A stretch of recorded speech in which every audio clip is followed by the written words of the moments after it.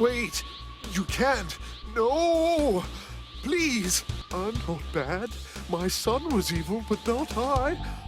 I wanted nothing but peace! A character that has been getting a lot of attention in the Dragon Ball community recently is the character of King Cole, with some Dragon Ball fans theorizing that maybe Frieza was training with him in an alternate dimension, or maybe the fact that Frieza could eventually use the Dragon Balls in the future to bring King Cole back and complete his universal ambitions. But despite all of this, in today's video we will discuss King Cole's return and how it would actually play out into the Dragon Ball universe. Now the first thing that we actually have to discuss is actually dealing with power scaling. Now, when we look at the character of King Cole, and we go back to the, I guess you could say the pre-Android arc, because it was after the Namek arc, but before like the Android arc actually started, so if you grew up with the old Funimation tapes, you would know that it was called the Trunks arc, even though the Trunks arc became a new arc later on in the future in Dragon Ball Super, which is why I always like to call the arc in Dragon Ball Super the Zamasu arc. I know that this is a different tangent, but I always found it weird that they would call it the Trunks arc, because it's bad to use that term for people who grew up with the English dub. But regardless of all of that, the thing that's always been interesting about King Cole is the fact that we never actually fully got a chance to understand how strong he actually is. And when we look at other sources of King Cole's power, like Dragon Ball Multiverse or fanfiction or anything along those lines,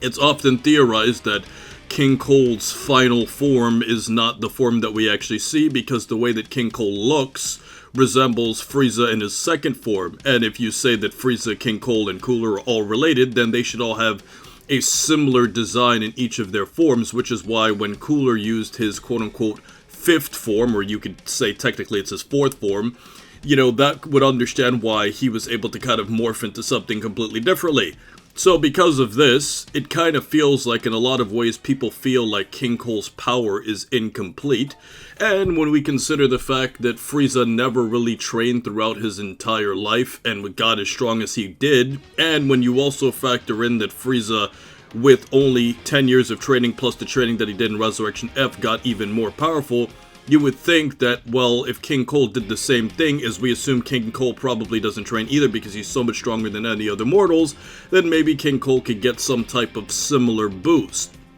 Now, with that said, I actually must admit that King Cole is actually a great character to bring back into the Dragon Ball franchise, simply because of the fact that power scaling wise, it would actually make sense for him to return, because the universe has already set up for us that Frieza's genetics and his family line can get insanely powerful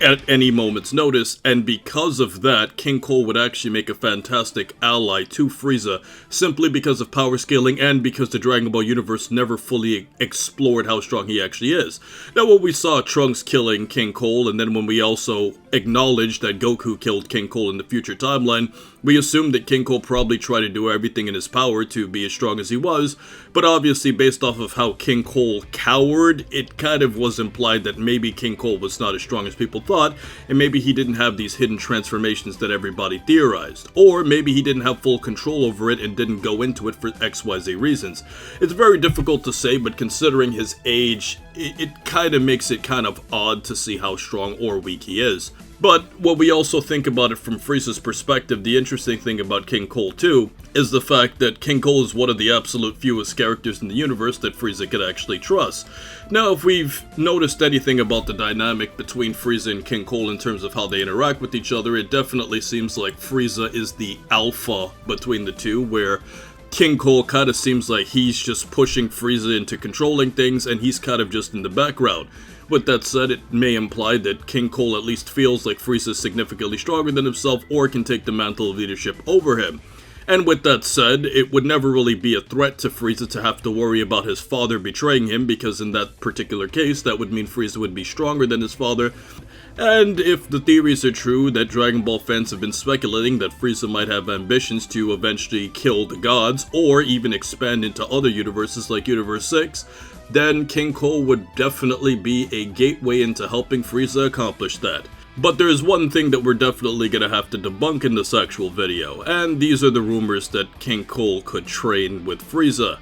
Even though it sounds cool, and it's interesting to imagine a golden King Cole or a silver King Cole or whatever transformation, or a Black King Cole, which would kind of sound like a hip-hop name. Like, I don't know, there's something about Black King Cole that just kind of sounds cool. Like, it kind of sounds like that would be like a rapper name or something like that. I know it sounds awkward, but I mean,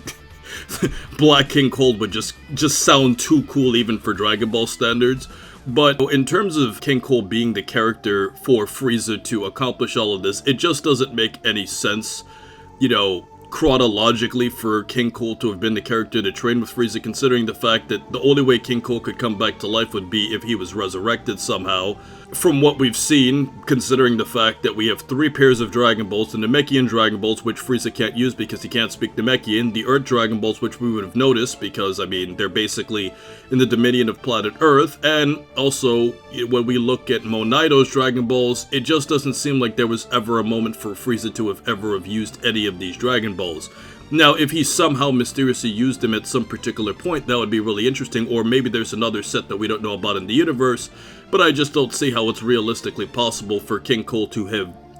trained with Frieza or to secretly still be alive, when we consider the fact that the only way he could come back to life would be if Frieza somehow resurrected him, which it just doesn't seem logical at this point. When you have a character like King Cole, the awesome thing about him is that he adds a lot more lore and history into the Dragon Ball universe. So we go back and we look where we briefly saw King Cole there meeting with King Vegeta, and also seeing him in that flashback scene with Frieza, and when we also go back and look at some of the scenes where we saw him, you know, initiating the resurrection of the original Frieza when he became Mecha Frieza. The interesting thing about King Cole is because he predates the character of Frieza, you can kind of get like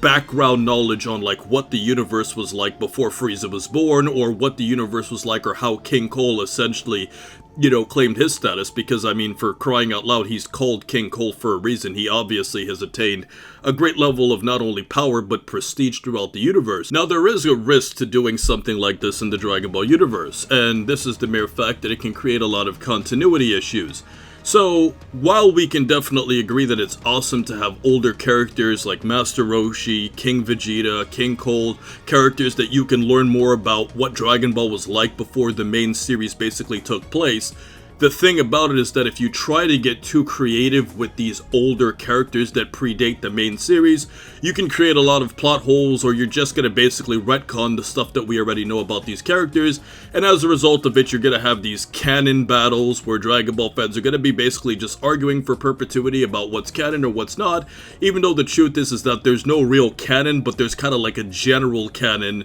of like where the story kind of wants to take itself in any given direction, and as a result of it, it's a gift and also a curse. But as long as it's properly written and, you know, does not interfere with modern events of Dragon Ball, it would be awesome to learn more about King Cole's backstory and how he essentially became King Cole. So, I think the theory of Frieza trading with King Cole is completely busted, but I do think that using King Cole as a potential ally towards Frieza will do one thing that Dragon Ball absolutely needs more than anything else, and it justifies keeping so many strong heroes alive. One of the problems that Dragon Ball put itself into, but is also cool at the same time, is the fact that it has way too many powerful heroes at this moment. So Goku and Vegeta are obviously the 1A and 1B of Universe 7, but when you consider the fact that Gohan and Piccolo just got 2 huge power-ups, and when you also factor in that Broly is now an ally, you have 5 uber-powered characters that are currently residing in Universe 7, and when you give all of these characters these enormous power upgrades, well, you're gonna have to need either one villain that's extremely powerful that will force those other characters to work together, similar to what we saw from Broly in the original Broly movie, where Goku, Vegeta, Piccolo, Trunks, and Gohan all had to gang up on them and they got wrecked. Or you create another villain to fight alongside with Frieza that will create a threat towards our characters. Because if you add more villains to create a threat, then it would justify having so many characters that are strong on Universe 7's side, and it would also add a lot more attention towards the series. So the biggest asset about having King Cole overall is the mere fact that by simply having him in the Dragon Ball universe, you can justify giving all of the modern characters all of these power-ups. And ultimately, that would be great for the series because it would make Black Frieza's return significantly better in the future. So ultimately, guys, let me know your thoughts about King Cole's return, how it would work out, or what you guys think as a whole. And until next time, stay cool and stay safe, my friends.